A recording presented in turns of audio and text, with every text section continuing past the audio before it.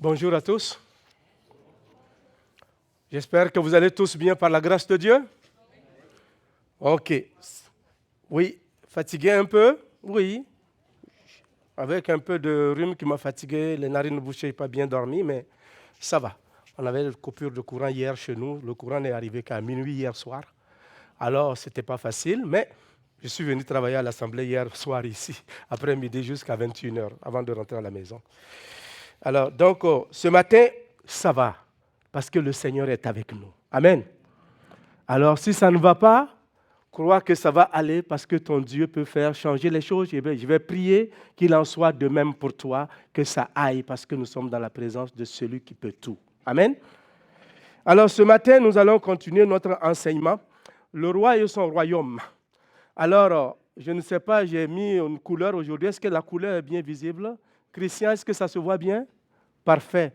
Alors, donc, nous continuons cet enseignement-là. On va rentrer dans la conclusion de ce que nous avons commencé depuis un certain temps. C'est-à-dire que depuis le 12 décembre 2021, et on avait commencé à enseigner sur Matthieu, mais on était rendu sur le chapitre 5, les béatitudes. Du chapitre 5 au chapitre 7, on est rendu aujourd'hui vers la fin du chapitre 7, qui va conclure les béatitudes ou appeler le sermon sur la montagne.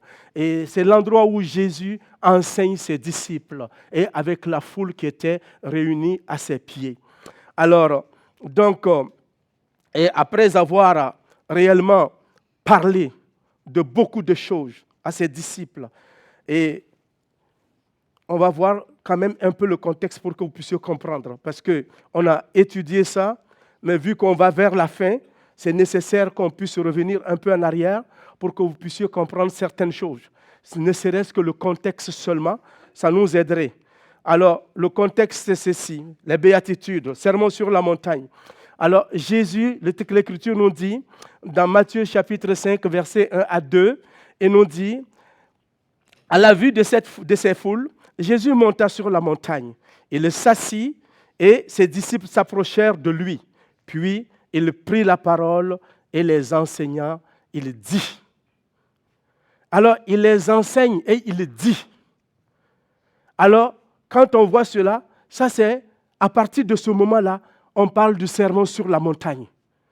C'est dans cette circonstance-là, la foule était réunie là. Beaucoup de monde était là. Alors Jésus prend un recul, il monte sur la montagne. Ses disciples viennent s'asseoir autour de lui. Il ouvre la bouche, il commence à leur parler. Il leur parle de quoi? Il les enseigne sur quoi? Alors, il commence à les enseigner et vous allez comprendre la fameuse phrase qu'on connaît tous, heureux.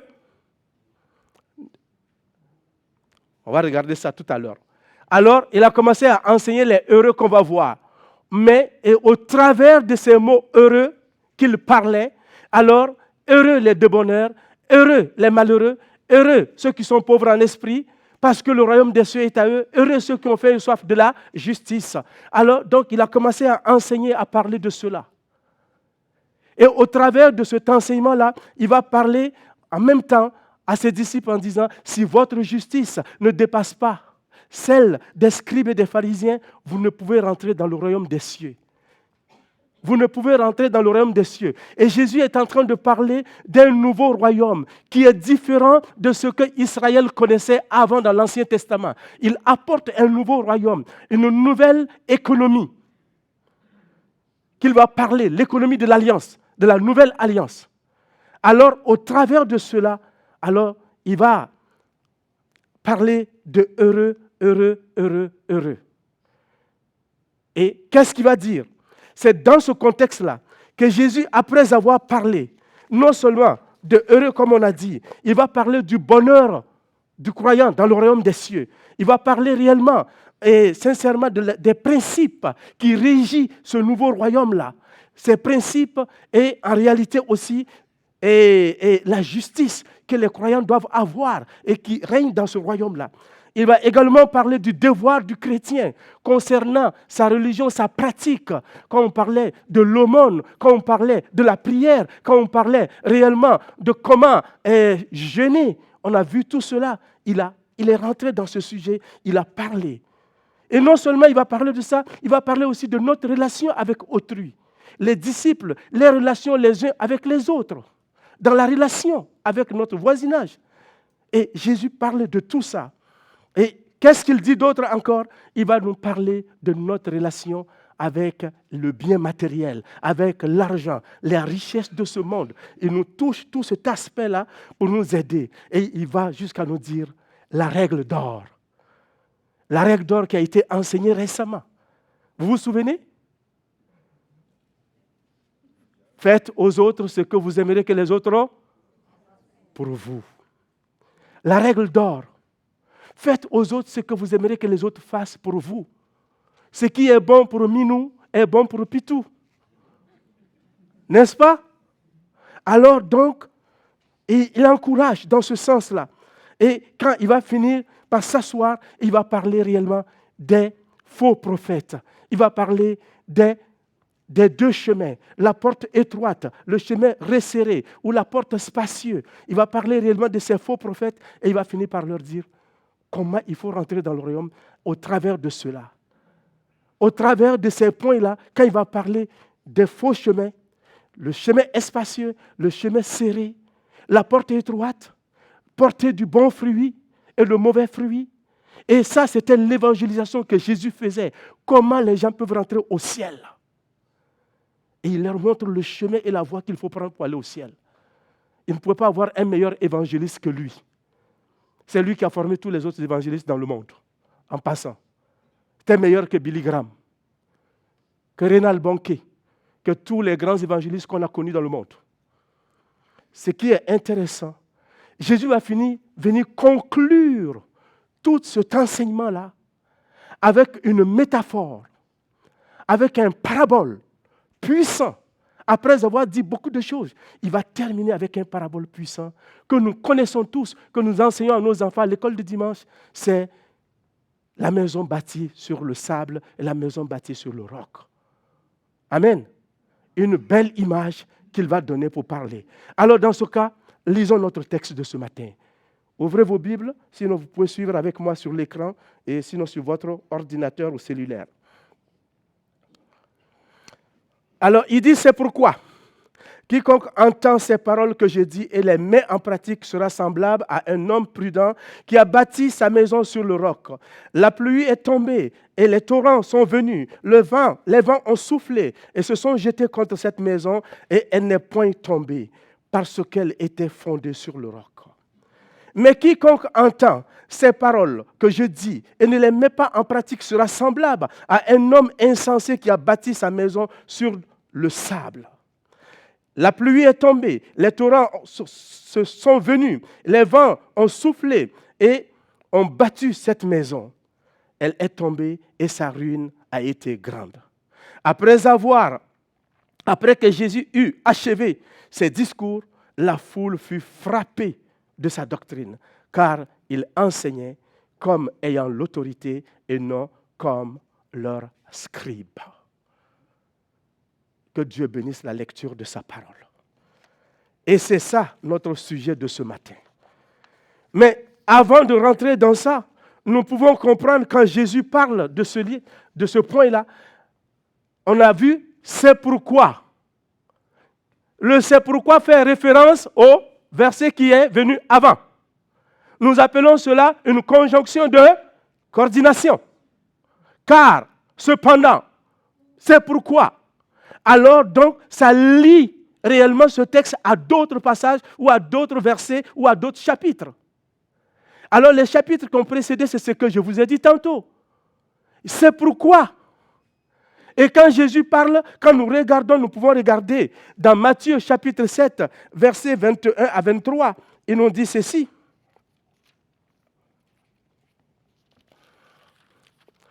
Ceux qui me disent Seigneur, Seigneur, n'entreront pas tous dans le royaume des cieux, mais seulement celui-là qui fait la volonté de mon Père qui est dans les cieux. Plusieurs me diront en ce jour-là, Seigneur, n'avons-nous pas prophétisé en ton nom? N'avons-nous pas chassé des démons en ton nom? N'avons-nous pas fait beaucoup de miracles en ton nom? Alors je leur dirai ouvertement, je ne vous ai jamais connu. Retirez-vous de moi, vous qui commettiez l'iniquité. Vous qui commettez l'iniquité, retirez-vous de moi. Et là, il ajoute, c'est pourquoi, quiconque entend ces paroles que je dis et les met en pratique sera semblable à un homme qui bâtit sa maison sur le roc. Alors, quiconque entend, qu'est-ce qu'un fondement pour vous? Un fondement, c'est quoi pour vous? C'est pourquoi j'ai intitulé cette prédication « La parole de Dieu, fondement d'une vie pieuse ». Une vie pieuse ne peut pas avoir pour fondement autre chose que la parole de Dieu. Si tu as dans ta vie autre chose comme fondement qui n'est pas la parole de Dieu, qui n'est pas Jésus-Christ lui-même, s'il te plaît ce matin, ne sors pas sans changer ton fusil d'épaule. S'il te plaît ce matin, ne sors pas de la place ici sans avoir pris la décision de faire de Christ le centre de ta vie et de faire la parole de Dieu le socle, le fondement de ta vie et de toute ton existence. Si la parole de Dieu est négligée pour toi et que tu ne l'ouvres que de temps à autre, que quand tu n'as plus rien à faire que celle-là, tu te tournes vers elle, s'il te plaît, change d'attitude. Parce que tu as le livre des livres entre tes mains. Tu as le livre le plus important que l'humanité n'a jamais connu. Alors, change d'attitude. Le fondement est quelque chose d'important. Qu'est-ce qu'un fondement? Alors, le fondement, c'est quoi pour vous? Nous connaissons tous cela. Le fondement ou la fondation, c'est une partie la plus importante d'une maison ou d'un édifice. Nous avons tout ça chez nous. Nous appelons cela des fois des scellages de la maison. Nous parlons de cela. C'est sur elle que la maison est basée. La maison est posée sur le fondement. Et si le fondement n'est pas bon, qu'est-ce qui arrive? Ça s'écroule. Le fondement est important. Et un bon fondement est nécessaire parce que sans un bon fondement, la maison n'est pas sécuritaire. Sans un bon fondement, la maison perd sa valeur. Si vous vous souvenez, il y a quelques années, à Trois-Rivières ici, on a parlé de la pyrotide. Vous vous souvenez? Combien de gens ont perdu leur maison? Combien de couples ont sauté parce que le scellage de leur maison n'était pas bon? Combien de familles ont été détruites? Il y a eu beaucoup de divorces parce que le montant qu'on demandait pour rebâtir la maison était énorme. Les maisons ont perdu leur valeur. L'affaire est partie devant les tribunaux. On a notre frère Gilles Poulain qui a refait avec Jacinthe, qui ont refait leur maison, qui était encore sur la garantie, mais ils sont partis devant les tribunaux pour se battre, pour pouvoir avoir le droit qu'on les verse un montant pour bâtir sa maison de nouveau. Oh, pourtant, elle était neuve. Ça nous a poussés tous à aller faire le test de pyrotite.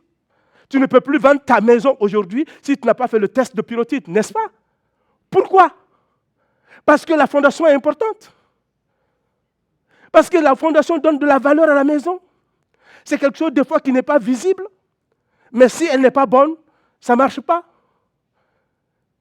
Quand Gilles a commencé à faire sa maison, j'ai pris peur. Alors je suis allé le voir, il m'a conseillé. Je suis allé voir les techniciens qui font ce travail-là, une firme qui m'a conseillé à Québec. Alors ils sont venus faire des carottages dans ma maison, dans la cour, dans le garage, dans le sous-sol, un peu partout, enlever des carreaux pour aller examiner. Et quand ils ont dit, ah, ta maison, il n'y a pas de pyrotite, là, j'étais tellement content. J'ai dit, merci Seigneur. C'est toi qui m'as donné la bénédiction. Et l'Éternel dit, quand il bénit, il ne fait suivre de cela d'aucun chagrin. Alors je ne voulais pas être chagriné. Dieu ne m'a pas donné un cadeau empoisonné. Mais heureusement, Dieu ne m'a pas donné un cadeau empoisonné parce que c'est lui qui a béni. Gloire à Dieu. Alors, le fondement est important. Alors, Jésus utilise cela pour parler. Alors, il nous dit qu'il prend la métaphore qu'il donne, la maison. Il dit, c'est pourquoi quiconque entend ces paroles, c'est de quelle parole il s'agit? De quelle parole? Quiconque entend quoi? Ces paroles. Mais c'est quelle parole il parle? Alors, regardons ça. Les paroles qu'il a parlé précédemment. Il dit, quiconque demande reçoit, celui qui cherche trouve, l'on donne et l'on ouvre la porte à celui qui frappe. N'est-ce pas? Il a dit cela, c'est une promesse. Il dit, entrez par la porte étroite. Large est la porte spacieuse et le chemin qui mène à la perdition. Et il y en a beaucoup qui entrent par là. Il continue encore. Matthieu 7, verset 14. Il nous dit ceci. Mais étroite est la porte, resserré est le chemin qui mène à la vie éternelle. Il y en a peu qui les trouvent. Et dans le même contexte, il continue. Matthieu 5, 3. Heureux les pauvres en esprit, car le royaume des cieux est à eux. Alors c'est de ces paroles-là que Jésus réfère. Il fait référence à ces paroles-là. Tu veux rentrer dans le royaume des cieux? Tu dois passer par le chemin étroit. Tu veux rentrer dans le royaume des cieux? Ce nouveau pays que Dieu a bâti, il faut que tu rentres par la porte étroite et que tu prends le chemin resserré. Mais si tu prends une autre voie, tu ne verras pas Christ.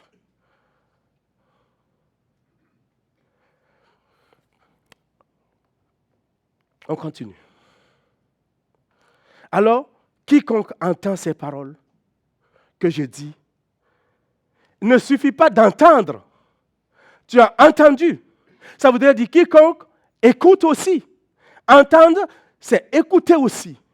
Entendre, c'est travailler avec. Beaucoup de gens ce matin entendent la parole de Dieu. Beaucoup de gens ont entendu des prédications ce matin. Et depuis des années, ils entendent prédication après prédication. Mais qu'est-ce que cela change dans ta vie, dans ma vie, dans notre vie comme Église? Alors si j'ai entendu la parole de Dieu, oui, on a entendu des prédications sur la sanctification, des prédications pour se repentir, des prédications comment mener une vie de sainteté, des prédications comment jeûner, des prédications comment prier, des prédications comment prendre soin même de notre famille. Mais si tu ne les mets pas en application, est-ce que tu bénéficies? Non. Quand je m'en vais voir mon médecin, il me prescrit des médicaments. Je passe à la pharmacie, je les achète pour pouvoir voir des résultats. Si je n'utilise pas, il n'y a pas de résultat. C'est ça.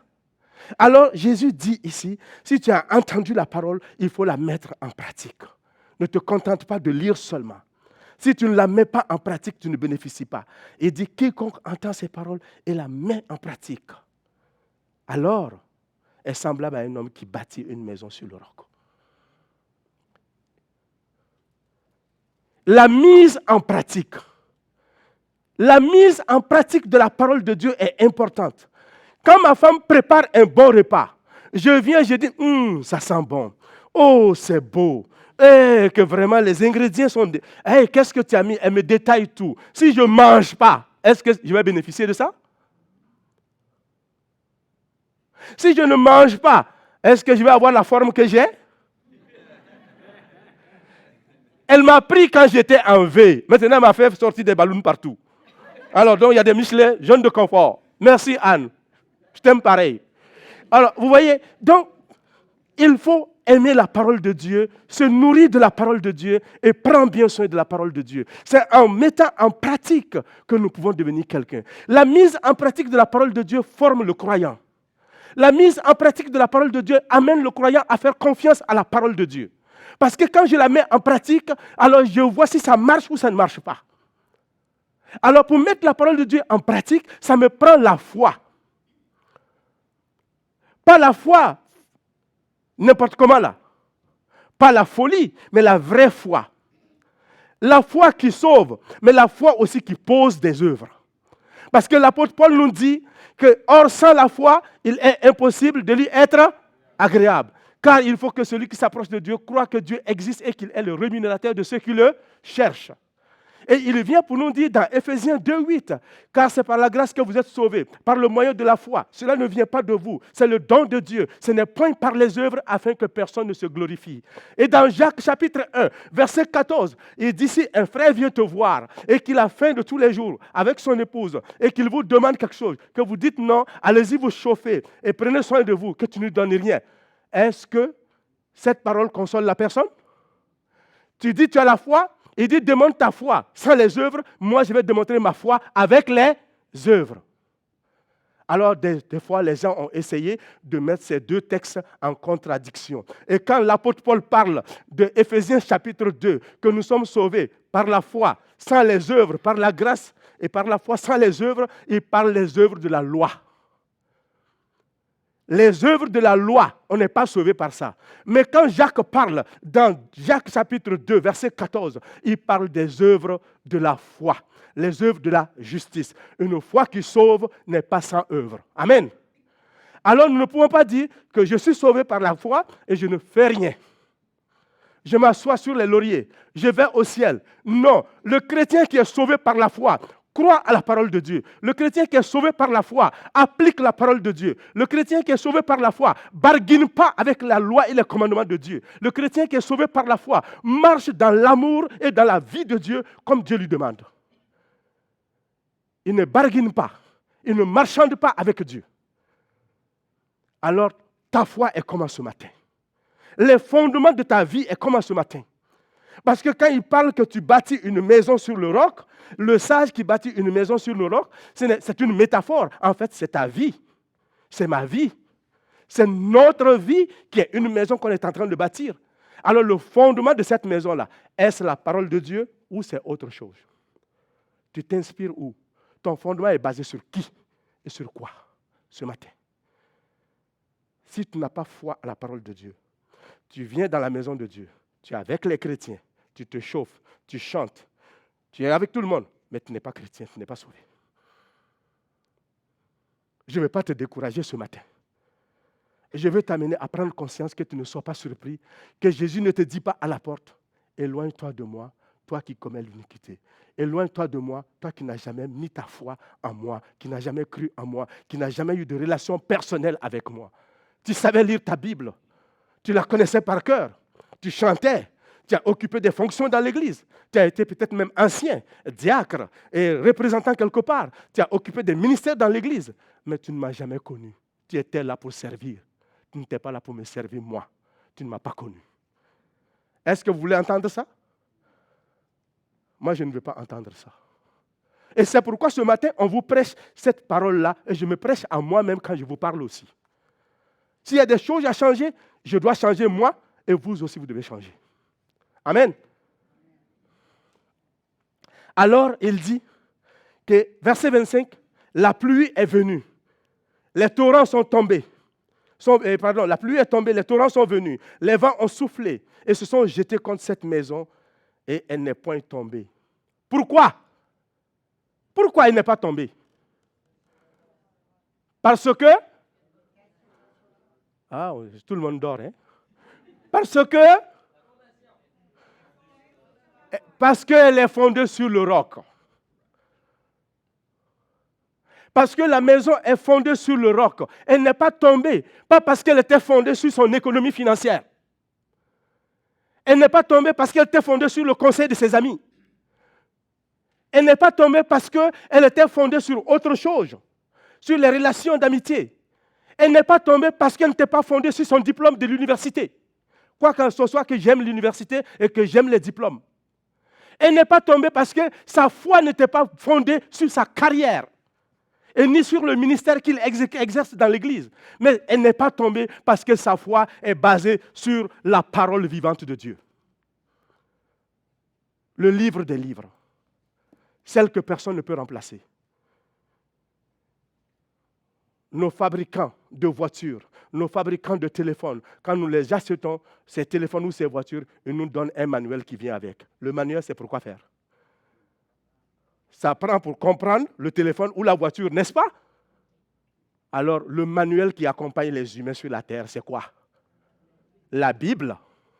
C'est Dieu qui a créé le ciel et la terre. C'est Dieu qui vous a créé, il m'a créé. Donc, le livre qui nous accompagne ici, là, pour comprendre d'où on vient, où on va et qu'est-ce qui nous attend, c'est la Bible. Ce n'est pas le livre des philosophes. Ce n'est pas les livres scientifiques qu'on lit à l'université ou qu'on lit au cégep, qu'on lit dans nos écoles, que nous avons lu, que d'autres sont en train de lire. Ce n'est pas ça. Ce n'est pas ce livre-là qui te donne l'avenir. C'est ça là qui te dit où tu vas, pourquoi Dieu t'a créé et qu'est-ce qu'il attend de toi et de moi. Et si tu n'es pas fondé sur ça, alors tout ce que tu fais, c'est zéro pointé. Ça n'a aucune valeur. Ici, il est en train de montrer un chrétien, des personnes qui ont fondé leur foi sur la parole de Dieu. Et quand des épreuves sont arrivées, quand le malheur est arrivé, quand les calamités sont arrivées, quand la famine est arrivée, quand le chômage est arrivé, quand ces enfants sont tombés malades, et quand le cancer ou des problématiques sont arrivées dans leur vie, alors ils n'ont pas succombé. Pourquoi? Leur foi n'est pas basée sur ce qu'ils sont, mais sur ce que Dieu est, sur la parole de Dieu lui-même. Leur foi n'est pas fondée sur ce qu'ils ont, mais sur ce que Dieu a fait, la transformation que Dieu a fait en leur vie. Amen. Et c'est ça que la parole de Dieu dit. Leur vie là, c'est ça. Si tu es assis dans l'église, attends-toi, il va y avoir des épreuves. Les épreuves sont un moyen de juger. C'est le jugement de Dieu. Il te juge avec ça tous les jours. Les difficultés qui viennent, tu es sondé pour voir. Mais si tu es fondé sur la parole de Dieu, tu n'as pas à t'inquiéter. Ça peut être difficile, ça peut être compliqué. Ça ne veut pas dire que quand un chrétien est fondé sur la parole de Dieu, qu'il ne tombera pas malade. Notre sœur Marielle est couchée depuis des mois et des années maintenant. On a d'autres frères, Guy Dupont, je ne sais pas s'il est là ce matin, il était malade, il est encore malade. On a notre frère Serge Plante, on a notre sœur Michel Deschênes, et plein. Raymond Côté, Louise Larivière, on a plein de gens qui sont malades, mais on prie pour eux. On les aime. Mais ces difficultés-là ne vont pas ébranler leur foi. Pourquoi? Parce que c'est basé sur la parole de Dieu. Si ta foi n'est pas ici, si ta foi n'est pas basée sur Jésus-Christ et sa parole, je te dis là, ta foi c'est de la bouillie des chats. Alors change. Change. Et je dois changer et nous devons changer. Arrête de t'amuser. On continue. L'Écriture nous dit ceci. Proverbe 13.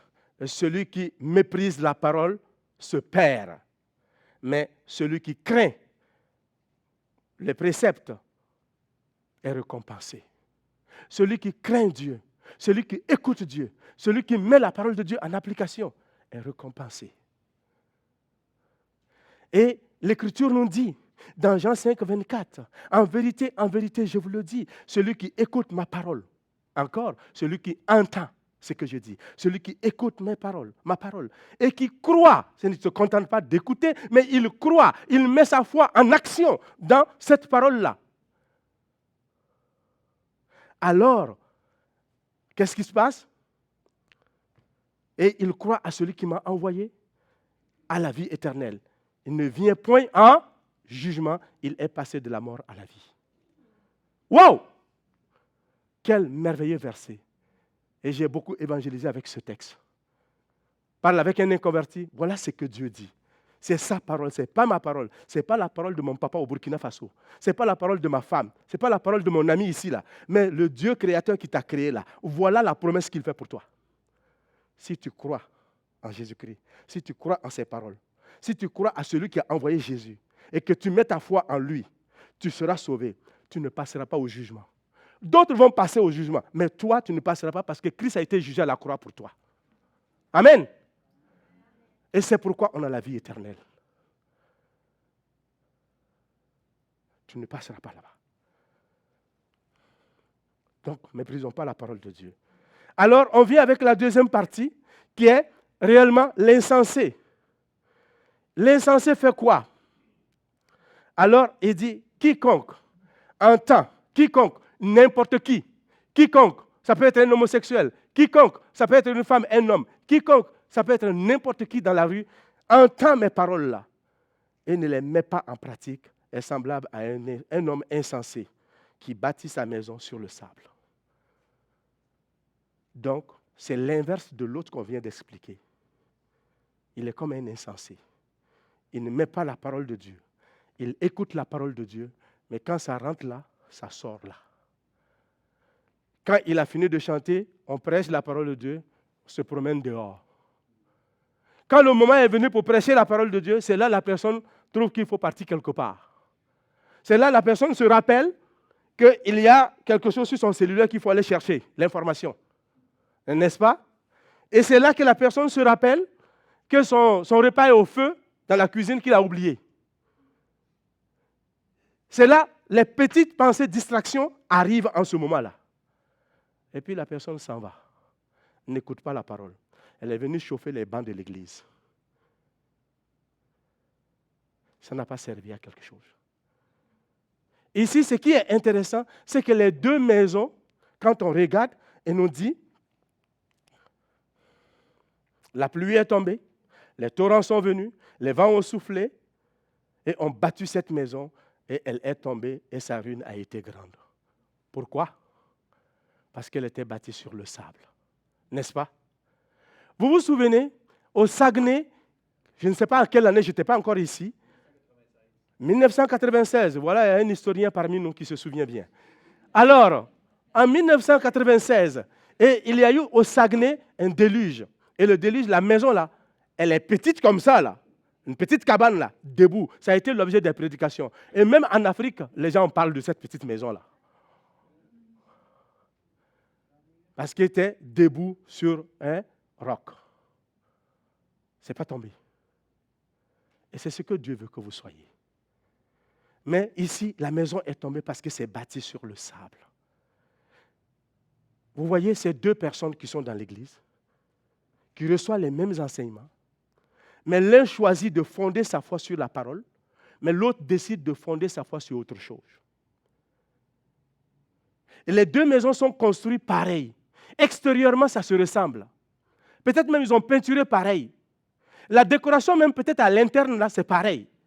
Mais quand on regarde dans la fondation et que les vents soufflent, que les épreuves viennent, on voit la différence. La maison qui va résister, c'est celle qui est bien bâtie, et celle qui s'en va avec l'eau, ça veut dire que ça a été mal bâti. Ce n'est pas fondé.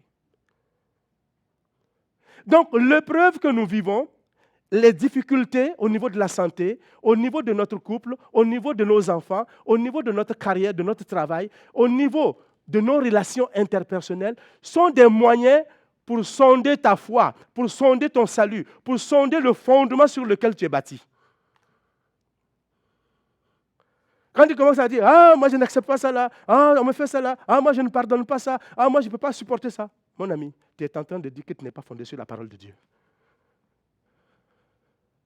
Ah, on m'a tellement fait du mal, est-ce que je dois pardonner?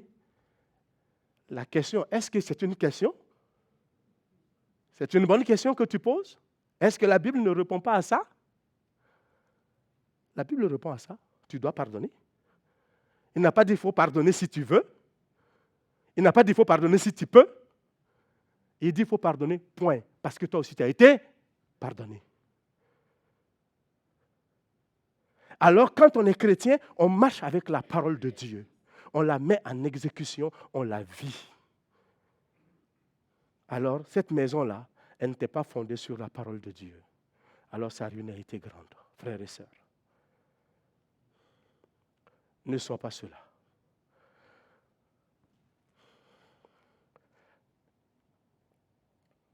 On nous dit l'autorité de Jésus. Quand Jésus a fini d'enseigner cette parabole-là et qu'il a fini d'expliquer tout cela, alors on dit que les gens sont surpris. Le verset 28 et 29. Après que Jésus eut achevé ses discours, la foule fut frappée de sa doctrine, car il enseignait comme ayant l'autorité et non comme leurs scribes. La foule est frappée, la foule est surprise, la foule réellement est époustouflée. La foule est, dans tous ses états, sont surpris de l'enseignement qu'il a donné. Mais lui, là, il est qui même? Il vient d'où ce monsieur-là? Et dans des commentateurs, on dit, il parlait comme un prophète. Parce que les scribes, quand eux ils parlaient, qu'est-ce qu'ils faisaient? Ils citaient d'autres anciens scribes ou d'autres sacrificateurs ou d'autres hommes de Dieu de leur temps. Ils prenaient leurs paroles pour soutenir leur dit.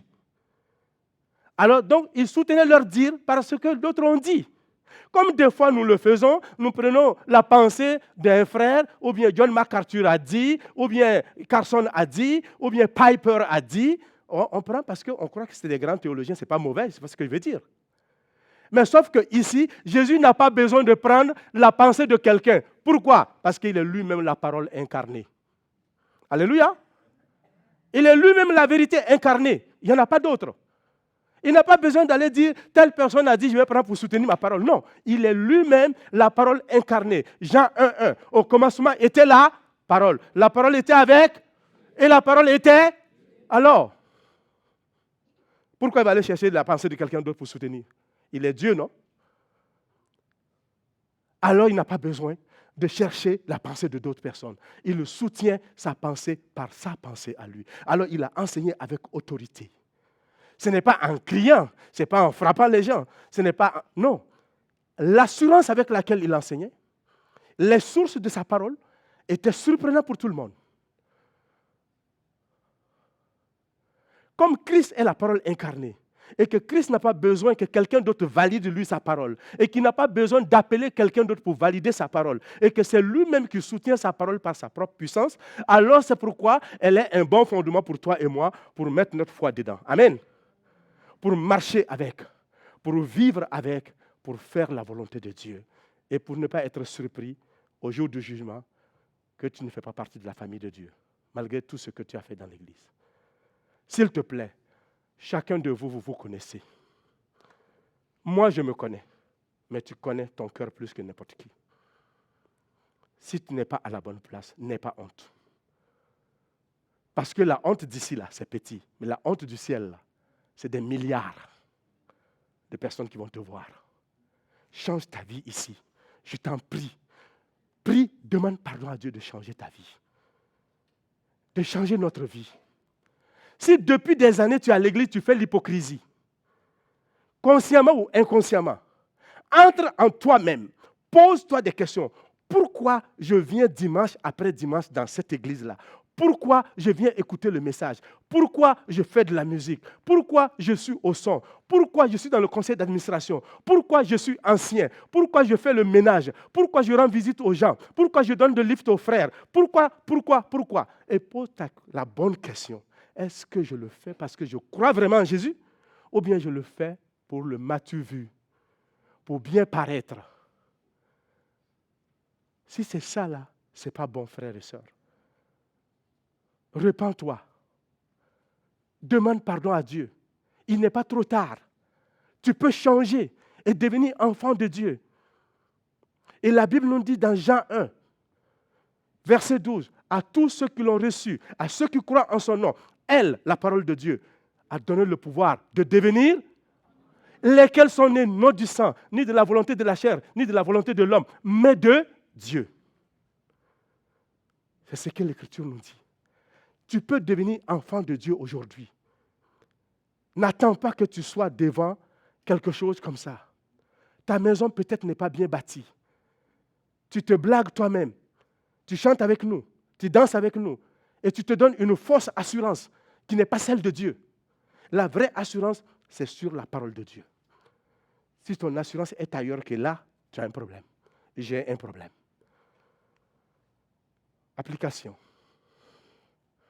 Ce matin, à la lumière de tout ce que nous venons d'entendre et de tout ce qu'on a vu dans le passé, la question, de quel côté sommes-nous ce matin?